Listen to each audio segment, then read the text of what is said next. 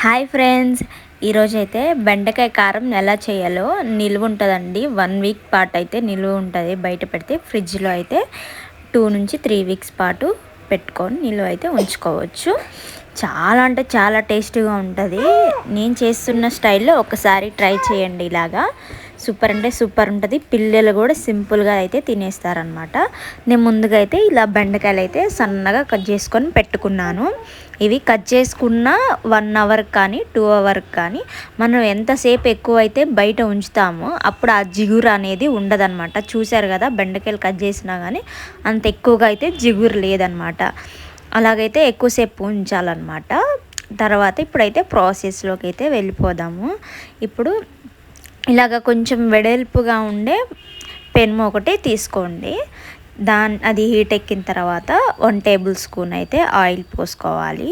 1 table spoon కానీ 1/2 table spoon కానీ పోసుకోండి. దాని తర్వాత పచ్చిపప్పు, పల్లీలు 1 టేబుల్ స్పూన్ తీసుకోండి. జీలకర్ర అయితే మాత్రం 1/2 టేబుల్ స్పూన్ తీసుకోండి. ఈ 3 అయితే లైట్గా అయితే వేయించుకోవాలి. ఈ కొంచెం లైట్గా ఎందుకంటే లో ఫ్లేమ్లో వేయించుకోండి. ఎందుకంటే లోపలంతా వేగకుండా మొత్తం మాడిపోతూ ఉంటాయి పల్లీలు. అందుకని లో ఫ్లేమ్లో వేయించుకుంటే లోపల కూడా బాగా వేగుతుంది అన్నమాట. ఇలా అవి కొంచెం వేగిన తర్వాత అలా వేయించుకున్న తర్వాత 6 నుంచి 7 వరకైతే ఎండుమిర్చి అయితే తీసుకుంటున్నానండి. మీ కారానికి తగ్గట్టుగా అయితే తీసేసుకోండి. ఇలా వేయించుకోవాలి. అవి కూడా కొంచెం లైట్గా కలర్ చేంజ్ అయ్యేంత వరకు అయితే కూడా వేయించుకోవాలి. ఇవి కూడా వేయించుకున్న తర్వాత ధనియాలు కొంచెం 1/2 టేబుల్ స్పూన్ వేసుకోండి. ధనియాలు వేసిన వెంటనే స్టవ్ ఆఫ్ చేసుకోండి. పెనం హీట్తోనే ధనియాలు అయితే వేగిపోవాలన్నమాట. అవి అయితే అలా లైట్గా అలా తిప్పేస్తే సరిపోతుంది. దాని తర్వాత అవన్నీ ఒక మిక్సింగ్ బౌల్లోకి తీసుకున్నానండి. మిక్సీ గ్రైండర్లోకి తీసుకున్న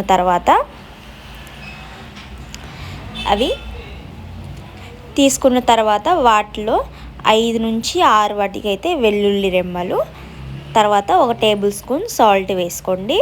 మనం మళ్ళీ తర్వాత సాల్ట్ వేసుకుంటాం కాబట్టి నేను 1 టేబుల్ స్పూనే వేసుకున్నాను. మిక్సీ చేసుకొని పక్కన పెట్టుకోవాలి.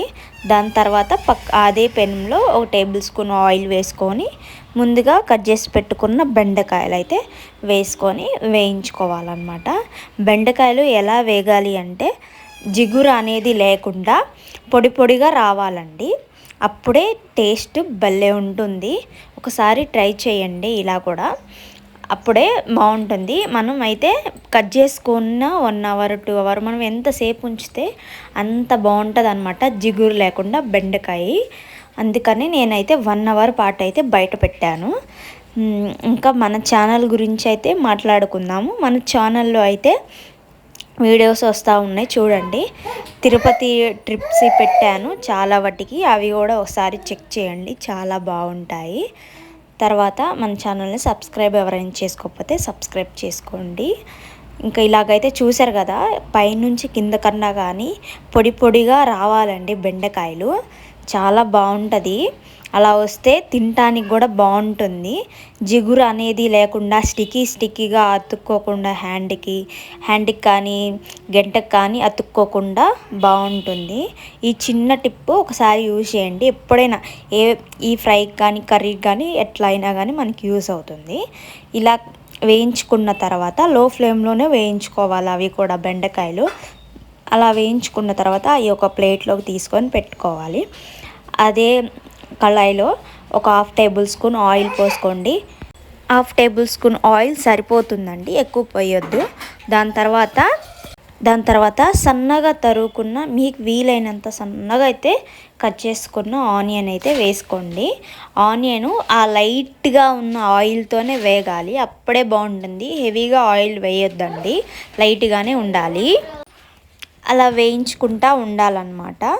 అలా వేయించిన దాంట్లో కొంచెం లైట్గా పసుపు, ఆవాలు, కరివేపాకు అయితే వేసుకున్నాను. జీలకర్ర అయితే మనం ముందే వేసుకున్నాం కాబట్టి జీలకర్ర అయితే వేసుకోవడం లేదు. దాని తర్వాత అవన్నీ బాగా కలిపేసుకోవాలి. కొంచెం గోల్డెన్ కలర్లో కాకపోయినా కానీ లైట్గా వేగితే సరిపోతుంది.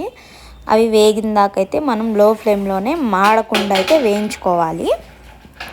అలా వేయించుకున్న తర్వాత మనం ముందుగా కట్ చేసుకున్న బెండకాయలు అయితే ఉంటాయి కదండి, అవైతే మనం వేసుకోవాలన్నమాట. ఇలా అయితే వేగాలి. చూడండి ఎలా వేగినాయో. అలా అవి కూడా పొడి పొడిగా ఉండాలన్నమాట. పొడి పొడిగా ఉంటేనే మనకి ఫ్రై అనేది, కారం అనేది అంతా బాగుంటుంది, టేస్ట్ కూడా సూపర్గా ఉంటుంది. అలా పొడి పొడిగా వచ్చిన తర్వాత మనం ముందుగా ఫ్రై చేసి పెట్టుకున్న బెండకాయలు కూడా వేసుకోవాలి. వేసుకున్న తర్వాత మనం ముందే మిక్సీ పట్టుకున్నాం కదండి కారం, ఆ కారం అయితే వేసుకోవాలన్నమాట. మొత్తం వేసుకుంటున్నాను. మీకు ఒకవేళ బెండకాయలకి తగ్గట్టు కారం సరిపోలేదు, సెట్ అవ్వలేదు అనుకుంటే మళ్ళీ మీరు కారం వేసుకోవచ్చు, ఏం కాదండి.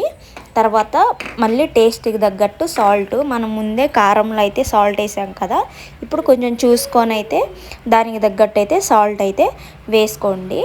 నేనైతే మళ్ళీ వేసుకున్నాను, సరిపోదు కదండి కారంలో వేసుకున్నది, అందుకనే వేసుకున్నాను. వేసుకొని మళ్ళీ మొత్తం మిక్స్ చేస్తున్నా.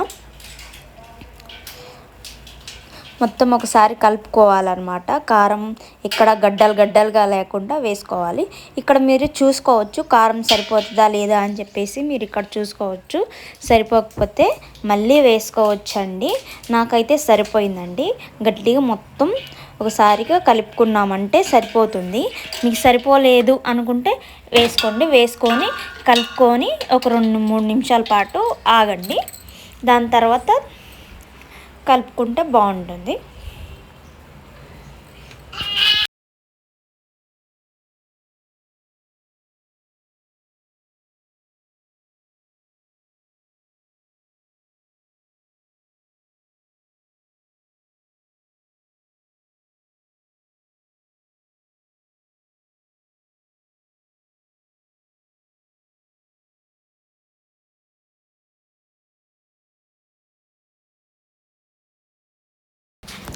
చూశారు కదా, మొత్తం కలిసిపోయిందనమాట. మొత్తం బెండకాయ బాగా గట్టిగా బిగుసుకుపోయినట్టుగా అనిపిస్తుంది.